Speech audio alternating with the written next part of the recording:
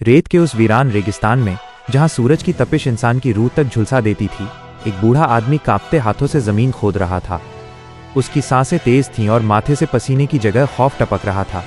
न उसके पास पानी की एक बूंद थी, न शरीर में सामर्थ्य, फिर भी वह खुद से बुदबुदा रहा था, अगर आज नहीं खोदा तो कल किसी माँ की गोद सूनी हो जाएगी। तभी दूर से घोड़ों की टापों की आवाज आई, धूल का गुबार उड़ा और एक सवार उसके सामने आकर रुका। रेशमी लिबास, चेहरे पर असीम शांति और आंखों में समंदर सी गहराई। पूरा अरब उन्हें हातिम के नाम से जानता था। एक पिता का दर्द।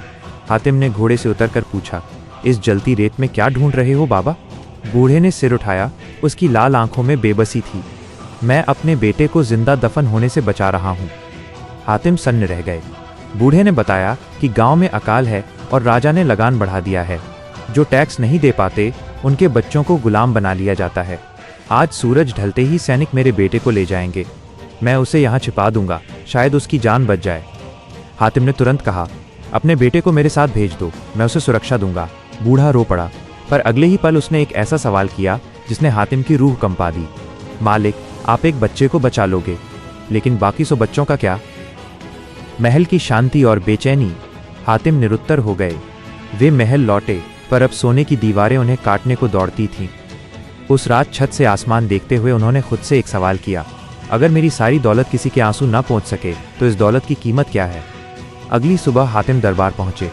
राजा ने उपहास में पूछा, हातिम, आज किसे दान देने आए हो? हातिम की आवाज़ गूंजी, आज मैं दान देने नहीं, इंसानियत मांगने आया हूँ। उन्होंने राजा के सामने अकाल और मासूमों की गुलामी का सच रखा। राजा क्रोधित हो उठा और शर्त रखी, अगर तू इतना रहमदिल है तो अपना सारा राजपाट और संपत्ति छोड़ दे। हातिम ने बिना पलक झपकाए जवाब दिया, आज से मेरा धन ही नहीं, मेरा जीवन भी इंसानियत का है। सच्चा दान। हातिम की सारी संपत्ति जब्त कर ली गई। जो हाथ कल तक स्वर्ण बांटते थे, आज उनमें छाले थे। वे रेगिस्तान के किनारे एक छोटी सी कुटिया में रहने लगे। अब उनके पास तिजोरियां नहीं थीं, पर जब कोई भूखा आता तो वे अपनी रोटी उसके सामने रख देते। एक तूफानी रात, जब बारिश जोरों पर थी, दरवाजे पर दस्तक हुई। सामने वही बूढ़ा खड़ा था जिसके पीछे गांव के दर्जनों बच्चे थे। बूढ़े ने कांपती आवाज में कहा, हातिम, आपने सिर्फ मेरे बेटे को नहीं, हम सबको इंसानियत का मतलब सिखाकर बचा लिया है। हातिम की आंखों में आंसू थे।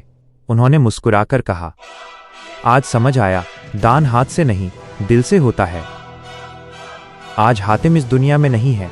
रेत ने उनकी कुटिया को कब का मिटा दिया होगा, लेकिन आज भी जब कोई अजनबी बिना किसी स्वार्थ के किसी गिरते हुए को थामता है तो लोग मुस्कुराकर कहते हैं, आज भी हातिम जिंदा है।